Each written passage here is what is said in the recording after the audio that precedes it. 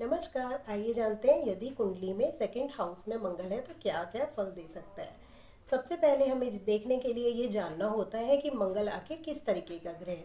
तो मंगल एक उग्र ग्रह है, तो उग्रता इसके अंदर होती ही है और जिस भाव में भी मंगल बैठता है वहाँ व्यक्ति अपना पराक्रम दिखाता है। ये दो चीज़ें तो हम मंगल की देखते ही देखते हैं। अब हमें ये देखना है कि सेकंड हाउस से हम किन किन बातों का विचार करते हैं। तो सेकंड हाउस से सबसे पहले वाणी व्यक्ति की कि वो कैसे बोलता है।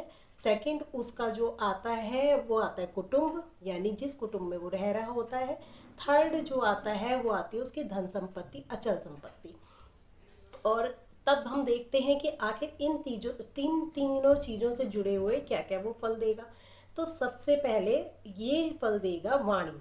वाणी को अगर हम देखें तो ऐसे लोगों की जो वाणी होती है वो बहुत उग्रता लिए होती है, यानी इनकी वाणी में क्रोध झलकता है। जब ये बोलते हैं ना तो ऐसा लगता है जैसे बहुत क्रोधित है और क्रोध से बोल रहा है।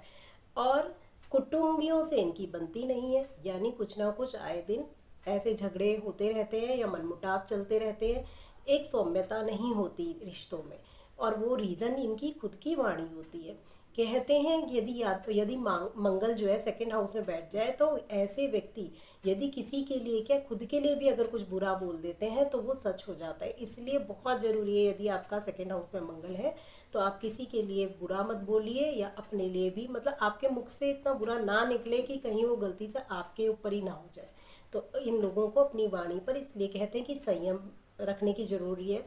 इस और संयम रखने के लिए ज़रूरी है योग करें, प्राणायाम करें, कुछ देर बिल्कुल शांत होकर बैठने की आदत डालें, जिससे ये अपनी वाणी पर थोड़ा सा काबू पा सके।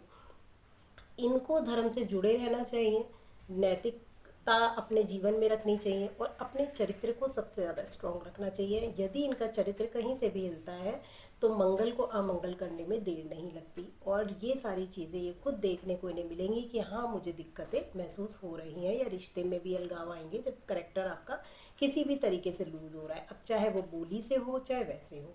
सर बाकी आप देखेंगे पराक्रम आप कहाँ लगा रहे हैं, सारा का सारा पराक्रम आपका धन कमाने में लग रहा है। तो ज़रूरत से ज़्यादा भी आप किसी चीज़ के पीछे भागते हैं तो आपको हमेशा एक तनाव महसूस होता है, तो वो तनाव आप महसूस करते हैं। अचल संपत्ति इनके पास होती है, उस एस मंगल यहाँ पे अचल संपत्ति देता है, परंतु इनके साथ दिक्कत क्या है, ये फिर भी पैसों के लिए थोड़ा इनको रहता है कि हाँ मुझे खुद का कमाना है, और ये मेहनत करते रहते हैं। आजीवन ये पैसों कमाने के लिए मेहनत करते रहते हैं, परंतु बहुत ज़्यादा नहीं कहेंगे कि ये आगे पैसा कमा पाते हैं। एक लिमिटेशन रहती है इनके कहीं ना कहीं। तो वो सारी चीज़ें आपको देखने मिलेंगी यदि मंगल है यहाँ पर है।